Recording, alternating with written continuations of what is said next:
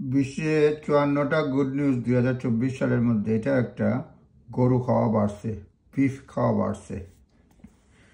Global beef consumption appears to have peaked according to figure from US Department of Agriculture.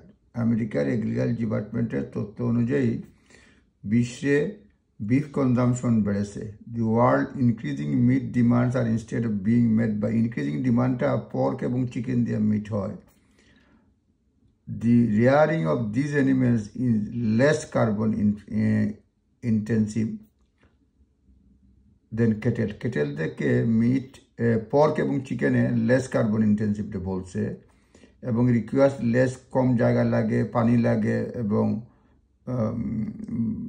Less land water and feed কম খাওয়াইতে হয়।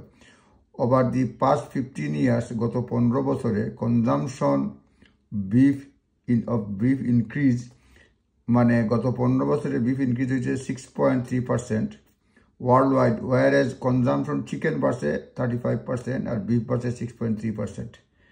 এটা news, আপনারা cross check করে নেবেন। ধন্যবাদ। আসসালামু আলাইকুম।